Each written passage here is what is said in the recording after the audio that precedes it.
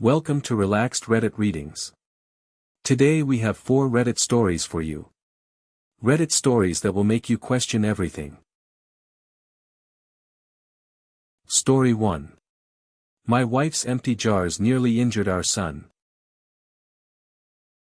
So my wife has been collecting empty glass jars for 8 years, and it's driving me absolutely insane. I'm talking about every single jar that comes into our house: pasta sauce, pickles, jam, you name it. She keeps them all because she says they're for memories, but here's the thing, she never actually puts anything in them. They just sit there on our kitchen counters, window sills, and shelves, collecting dust. We've got about 40 empty jars just taking up space in our home. Last week, our 5-year-old son tried to grab one of these jars to keep some insects he'd caught, and it fell and shattered. Glass went everywhere. Thank God nothing serious happened, but it scared the hell out of me seeing my kid surrounded by broken glass. So I told my wife we needed to get rid of these jars. They're a safety hazard, especially with a curious 5-year-old running around. But she got really upset and said I don't understand what they mean to her. I tried to compromise and suggested we could keep maybe 5 or 10 of them, but she wasn't having it. She wanted to keep every single one. I got frustrated because I felt like she was prioritizing these empty jars over our son's safety. So you know what I did? I threw them all away while she was at work. I know, it sounds harsh, but I genuinely believed I was protecting our family. When she came home and saw what I'd done, she completely lost it. She started crying and screaming at me, saying I'd destroyed something precious to her. She's been giving me the silent treatment ever since, and honestly, I'm starting to wonder if I went too far. But at the same time, I keep thinking about what could have happened if that glass had cut our son. Was I wrong to throw away something that meant so much to her, even if it seemed pointless to me? If you're enjoying these stories, hit that like button and let me know in the comments which story you relate to the most. Story 2. I left my sick sister on the side of the road. So I just did something that's making me question if I'm a terrible person. I'm 23 and my younger sister is 16, and she sometimes relies on me to pick her up from her classes. The other day, she called me saying she was feeling sick and needed a ride home. Now, I live in this super crowded city where it takes 30 to 40 minutes just to get to her and back, and I had an exam the next day that I really needed to study for. But she's my sister, so obviously I went to get her. When I picked her up, she said she wasn't feeling well and wanted to stop somewhere to get something to eat or drink. Fine, I took her to get whatever she needed, and then we started heading back home. But here's where things went wrong. We're driving back, and she starts asking me to make all these random stops. First, she wanted to go to this specific store to buy something. Then she wanted to stop at another place to meet up with some friend. I'm getting more and more frustrated because I kept telling her I had to study, and she knew how important this exam was to me. Every time I said no to one of her requests, she'd start complaining and saying I was being mean and that she was sick. Finally, I just snapped. I told her I was done with all the detours and that we were going straight home. She started arguing with me, saying I didn't care about her and that I was being selfish. I was so fed up at that point that I actually pulled over to the side of the road and told her to get out. I said if she wanted to make all these stops, she could figure out her own way home. She looked shocked and started saying she couldn't believe I was serious, but I was just so angry and stressed about my exam. So I actually left her there and drove home. She managed to get home a couple hours later, but now my whole family is furious with me. They're saying I abandoned my sick little sister and that I'm irresponsible and cruel.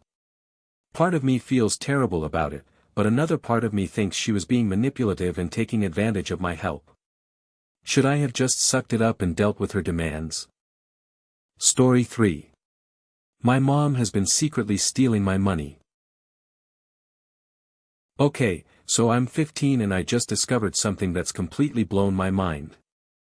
I've been noticing that money has been disappearing from both my savings and spending accounts over the past few weeks. Like, I'd put $50 in my spending account, and then the next day it would be down to $10. At first, I thought maybe I was just forgetting purchases or something, but it kept happening and I knew I wasn't spending that much. I started getting really worried that someone was somehow stealing my money, so I went to my dad and asked him to help me figure out what was going on. We looked into it together, and you're not gonna believe what we found out. It was actually my mom who had been taking my money this whole time. At first, we thought maybe it was an accident because she sometimes gets confused with online banking and stuff. But when my dad confronted her about it, she said she'd been taking the money to pay for my school lunch account and some other things for me. Here's the thing though, I had no idea she was doing this, and she never asked me if it was okay.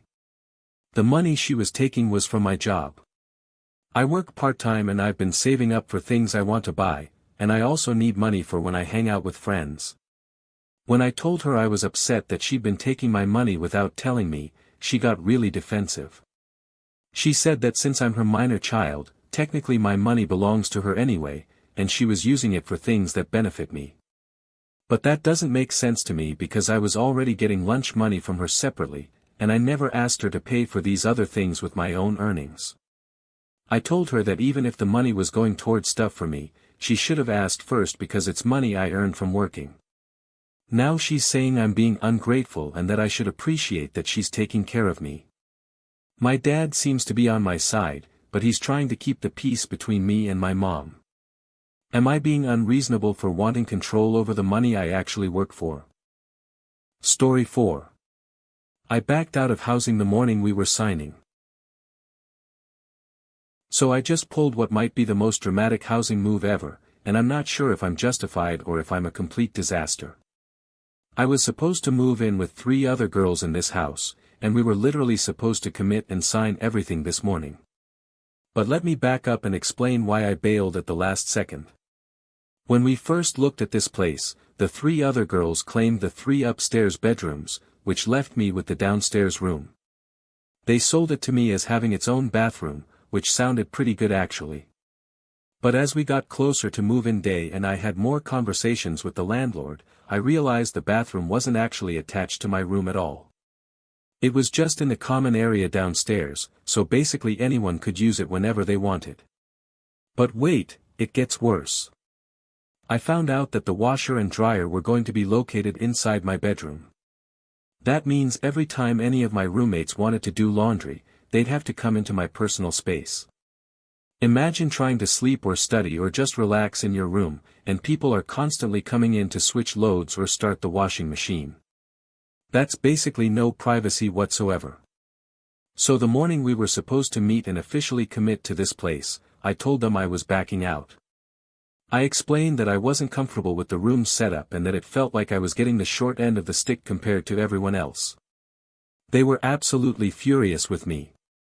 They started saying that I was screwing them over at the last minute and that they'd been counting on me to make the rent work. One of them even accused me of knowing about these issues all along and just using them to secure a backup option.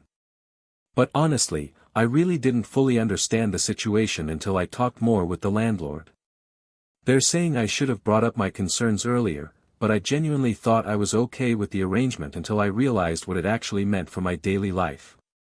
Now I'm scrambling to find new housing, and they're scrambling to find a replacement roommate or a different place entirely. I feel bad about the timing, but I also feel like I would have been miserable living in those conditions. Was I wrong to prioritize my own comfort and privacy, or should I have just sucked it up for the sake of the group? If you enjoyed these stories, drop a comment telling me which one was your favorite. And if you want more relaxed Reddit readings, make sure to like, subscribe, and hit the bell so you never miss a video. Thanks for watching. If you enjoyed these stories, like, comment and subscribe for more relaxed Reddit readings.